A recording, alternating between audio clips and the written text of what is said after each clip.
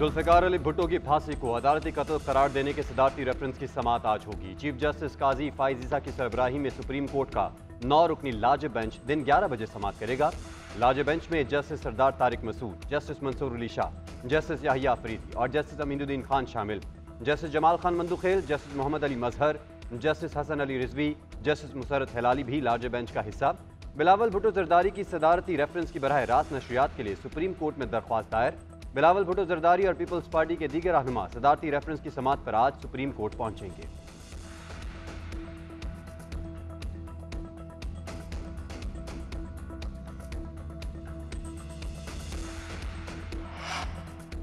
Pakistani leaders के इंतखाब में हमारा कोई किरदार नहीं। हम पाकिस्तानी अवाम के मुंतखब क़यादत के साथ बातचीत करते हैं। तर्जुमान अमरीकी महकमा ख़ारजा मैथ्यू मिलर की प्रेस ब्रीफिंग। कहा, तमाम मामलात पर हुकूमत पाकिस्तान के साथ बातचीत जारी रखेंगे।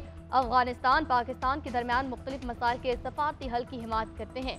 साबिक मेंबरान अफगान पार्लियामेंट को करप्शन पर नामजद करने के लिए कार्रवाई कर रहे हैं। साबिक मेंबरान और उनके करीबी रिश्तेदार अमरीका में दाखिले के लिए नाअहल करार दे दिए गए। बदउनवानी में मुलव्विस अफराद से मुंसलिक 44 कंपनियों को नामजद किया है।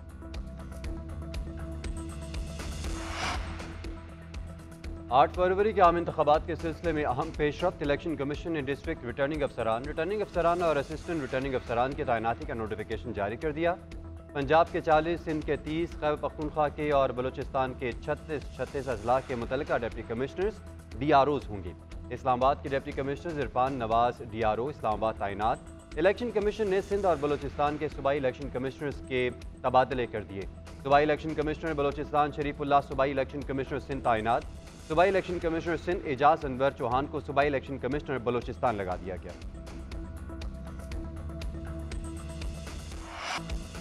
इलेक्शन 8 फरवरी से 10-12 दिन आगे जाते हैं तो फर्क नहीं पड़ता। आज कल या परसों इलेक्शन जरूर होंगे। साबिक सदर आसिफ अली जरदारी का निजी टीवी को इंटरव्यू। कहा, बिलावल ने कभी भी लाडले के तौर पर नवाज शरीफ का नाम नहीं लिया। लाडला नवाज शरीफ नहीं, बानी PTI है। तहरीक इंसाफ की जमीन पर हिमायत नहीं। बाहर बैठे ब्लॉगर्स जाली मकबूलियत बना रहे हैं। इन ब्लॉगर्स को जमायमा पैसे दे रही है। लाडले ने अफगानों के वोट रजिस्टर्ड कराए। लतीफ कोसा हमारी पार्टी में नहीं। एतजाज की सियासी सोच से पीपल्स पार्टी का वास्ता नहीं।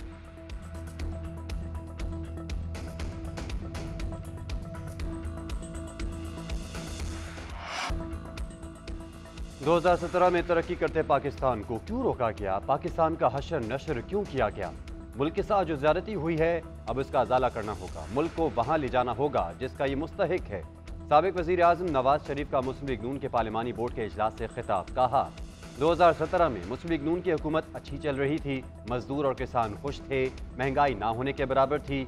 लोड शेडिंग जीरो थी और तरक्की ऐसी थी कि मुखालिफिन हसद करते थे। हमारी कारकर्दगी की वजह से मुखालिफिन को डर था कि 2018 में नून लीग क्लीन स्वीप करेगी। दुनिया बहुत आगे चली गई है, हम पीछे रह गए हैं। इसका एहसास और इदराक हम सबको होना चाहिए।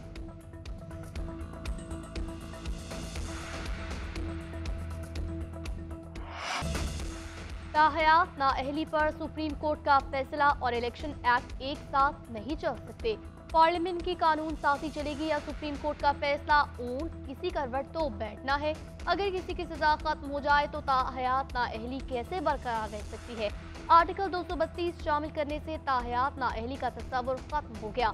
रिटर्निंग अफसरान, ट्रिब्यूनल और अदालतें रहेंगी। एक्ट पर इन्हिसार करें या सुप्रीम कोर्ट के फैसले पर।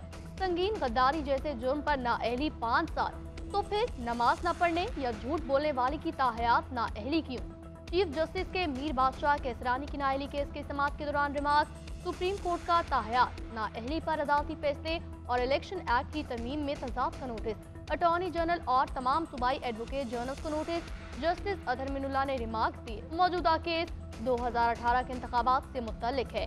अब नए इंतखाबात सर पर हैं तो ये काबिल समाअत मामला कैसे है? इंतखाबात के हवाले से कोई गैर यकीनी सूरत हाल नहीं। संगीन दहशतगर्दी में मुलव्विस शरपसंदों को अफगानिस्तान से पाकिस्तान लाया गया। दहशतगर्दों को जेलों से निकाला गया। साबिक चेयरमैन PTI ने दहशतगर्दों को पाकिस्तान आने की दावत दी।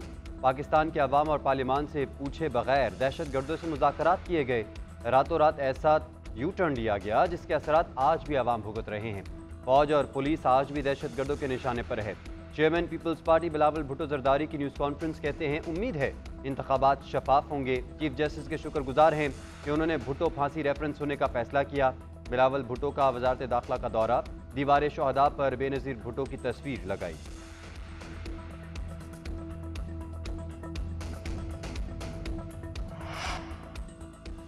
किसी भी गिरोह या फर्द को दहशतगर्दी की इजाजत नहीं दी जा सकती। कोई सरेंडर नहीं करेगा तो कोई बातचीत नहीं होगी।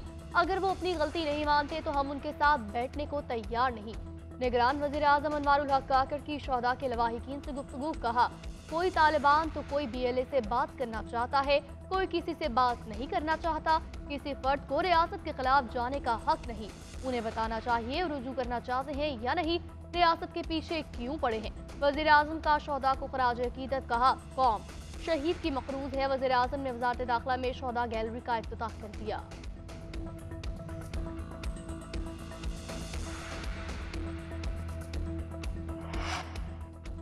पाकिस्तान टीम का मिशन ऑस्ट्रेलिया, शाहीन पर्थ में पहले टेस्ट के लिए तैयार। इब्तदाई ट्रेनिंग सेशन में खिलाड़ियों की बैटिंग, बॉलिंग, फील्डिंग की मशकें। पाकिस्तान और ऑस्ट्रेलिया के दरमियान पहला टेस्ट 14 दिसंबर से शुरू होगा। ऑफ स्पिनर साजिद खान को ऑस्ट्रेलिया का वीजा मिल गया। टीम डायरेक्टर मोहम्मद हफीज ने कहा उम्मीद है इब्रार अहमद दूसरे मैच तक फिट हो जाएंगे। रिजवान और सरफराज को एक साथ खिलाने का ऑप्शन मौजूद।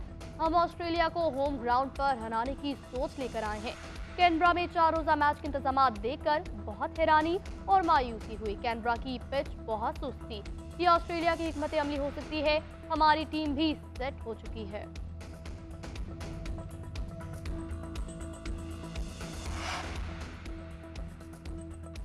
और स्विट्ज़रलैंड और अमेरिका में फायरिंग के मुख्तलिफ वाक़यात में 7 अफराद हलाक, 4 ज़ख्मी। स्विट्ज़रलैंड के इलाके 7 में फायरिंग से 2 अफराद हलाक, 36 साला मुश्तबा शख्स गिरफ्तार। दूसरी जानिब अमरीकी रियासत लॉस वेगस में फायरिंग से 4 अफराद हलाक जबकि 1 शख्स ज़ख्मी हो गया। अमरीकी शहर फेनल में फायरिंग से 1 शख्स हलाक और 2 ज़ख्मी हुए। पुलिस ने मुल्ज़मान को गिरफ्तार करके तहकीकात का आगाज़ कर दिया।